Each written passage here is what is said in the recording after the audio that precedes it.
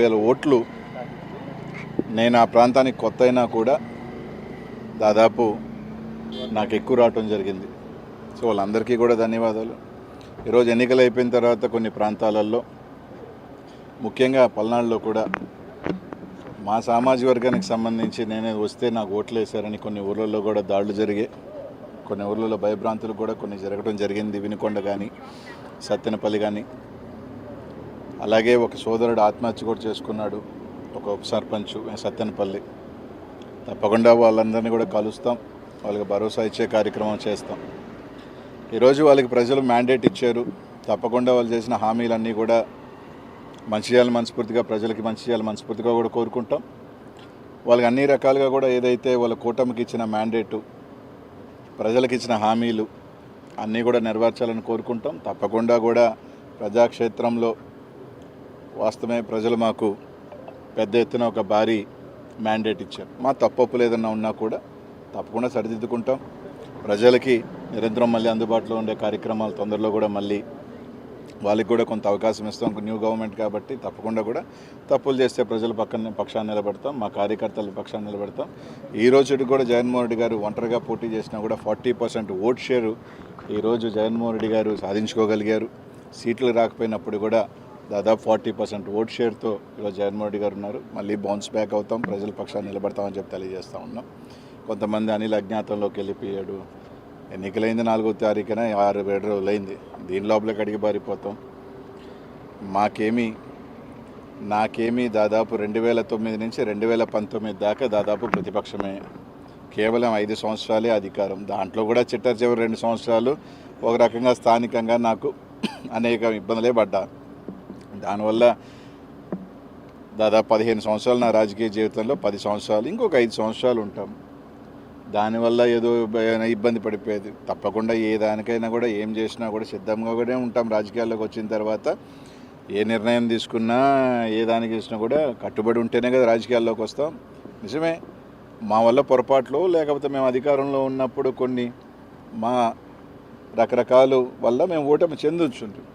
తప్పు ఓటమి చెందినంత మాత్రాన దాన్ని సరిదిద్దుకొని మళ్ళీ వెళ్తాం. మాలో లోపాలేంటి? కొంతమంది చెప్తా ఉన్నారు మంత్రుల వల్ల, నోటు దూల వల్ల ఓడిపోయారు, మంత్రులు దీనివల్ల ఓడిపోయారని. రైట్, నిజంగా మా పొరపాట్లు ఉంటే ఎవరైనా కానీ తప్పకుండా మా తరపు నుంచి సరి చేసుకోవాలంటే సరి చేసుకుంటాం. ప్రజలు మేము అలా ఉన్నాం కాబట్టి మాకు ఈ మ్యాండేట్ ఇచ్చారు మా అందరికీ అనుకుంటే తప్పకుండా దానికి సంబంధించి సరిదిద్దుకొని ఇంకా మెరుగ్గా వెళ్తాం. ఒక అపజయం కానీ వస్తే ఆ అపజయంలో నుంచి మనం సరిదిద్దుకొని దీంట్లో ఓహో ఇది పొరపాటు జరిగింది అని చెప్పుకొని గెలుపు దిశగా దాన్ని ముందు తీసుకువెళ్ళే ఆలోచనలో వెళ్తాం తప్ప ఓడిపోయాము కాబట్టి కృంగిపోయి మూల కూర్చునే పరిస్థితి అయితే ఉండదు. తప్పకుండా నా రాజకీయంలో నాకేం ఓటమేం కొత్త కాదు. 29 సంవత్సరాల్లోనే ఓటమిని చూసినా, ఎదుర్కొన్నా. భగవంతుడి దయ వల్ల కొంతమంది కోరుకున్నట్టు ఒక చిన్న స్థాయి వ్యక్తిని, ఎవరు అండదండలు లేకపోయినా ఈ రాష్ట్రంలో చిన్న వయసులోనే 2 సార్లు ఎమ్మెల్యే అయినా ఉండి, మంత్రి అయినా ఉండి. అది జగన్మోహన్ రెడ్డి గారి ఆశీస్సుల వల్ల, మా నెల్లూరు ప్రజల ఆశీస్సుల వల్ల.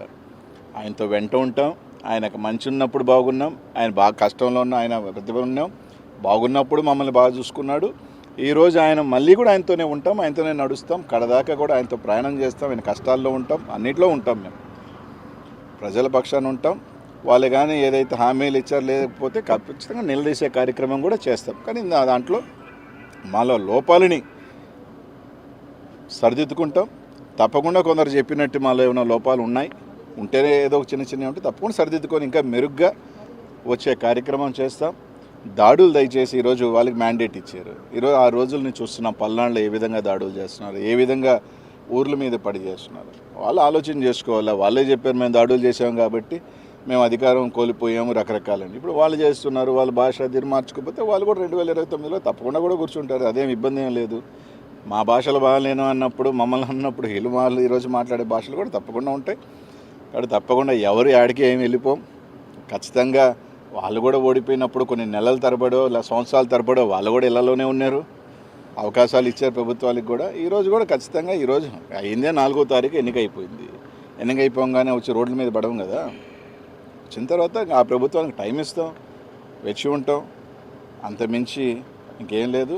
అన్నిటికీ సిద్ధపడే వాళ్ళమే, అన్నిటికీ కూడా కష్టాలకి రాజకీయాల్లోకి వచ్చినప్పుడు ఇప్పుడు కూడా గెలుపులే ఉండడం, ఓటమి ఉంటుంది, గెలుపు ఉంటుంది. ఈ ప్రజాక్షేత్రంలో పోయినసారి మాకు మ్యాండేట్ ఇచ్చారు, ఈసారి వాళ్ళకి మ్యాండేట్ ఇచ్చారు, రేపు మళ్ళీ మాకు మ్యాండేట్ ఇస్తారు. ఒక్కసారి అందరూ గుర్తుపెట్టుకోవాల్సింది ఏంటంటే 234 సీట్లు ఉన్న తమిళనాడులో ఒకసారి కేవలం డిఎంకే 2 సీట్లే వచ్చింది, 2.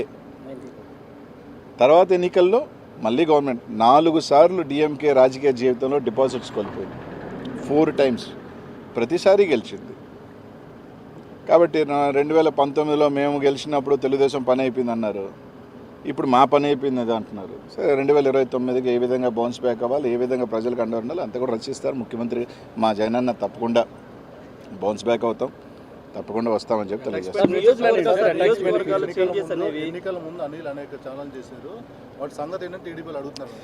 ఇప్పుడు ఒకసారి మీరు అందరూ ఆలోచన చేయాలా, నేను ఛాలెంజ్ విసిరాను కానీ ఛాలెంజ్ ఎవరు తీసుకోవాలి. ఎలా ఉంటారంటే నేను ఛాలెంజ్ విసిరినమాట వాస్తవమే, నేను ఛాలెంజ్ విసిరినప్పుడు అవతల వాడు ఛాలెంజ్ తీసుకొని రైట్ మేము కట్టుబడి ఉన్నాం ఈ ఛాలెంజ్కి అని చెప్పుని ఉంటే బాగుండేది. ఎన్నికలు అయిపోయిన తర్వాత అప్పుడు ఛాలెంజ్ చేసేవి కదా అంటే అలా కాదు కదా. నేను ఒక సవాల్ విసిరినప్పుడు ఆ సవాల్ స్వీకరించేవాడు కూడా స్వీకరించుకొని చేస్తుంటే బాగుండేది. రైట్, ఏదో సామెత ఒకటి ఉంది, హనుమాన్ జంక్షన్లో నాకు బాగా నచ్చిన డైలాగు, గెలిచినోడు చెప్తాడు ఓడినోడు వినాలని. ఈరోజు వాళ్ళు చెప్తున్నారు, మేము వింటాం, పర్వాలేదు. ఈరోజు వాళ్ళు ఏదైనా చెప్తున్నారు, రైట్, వాళ్ళు ట్రోల్ చేసుకునే అబ్బాయి ఇబ్బంది ఏం లేదు. ట్రోల్ చేసుకునే స్థాయిలో మేము ఉన్నామంటే మేము ఎదిగినట్టే.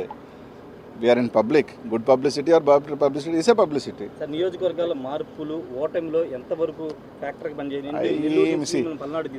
ఏమీ ఇప్పుడు పల్నాడులో నాకు 40,000 ఓట్లు ఎమ్మెల్యేల కన్నా ఎక్కువ వచ్చినాయి కదా, అంటే మీ కొరకే కదా ఓవరాల్ చెప్తున్నా. కాబట్టి అదేం పెద్ద నేను కోరుకోను, ఎందుకంటే ఇంత పెద్ద ఎలక్షన్ దీంట్లో కొన్ని దగ్గరలో చూసుకున్నప్పుడు రకరకాల అనుమానాలు ఉన్నాయి, రకరకాలు ఉన్నాయి. కాబట్టి అదేం పెద్ద ఫ్యాక్టరీ నేను అనుకోను.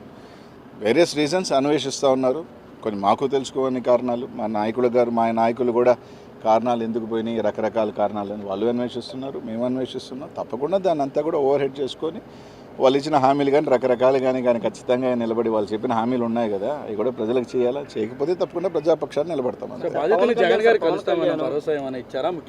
తప్పకుండా ప్రతి ఒక్క కార్యకర్త కూడా జగన్మోహన్ రెడ్డి గారు అండగా ఉంటారు, మేము అందరం కూడా అండగా ఉంటాం. తొందరలోనే దానికి సంబంధించింది కూడా ఇది చేస్తాం.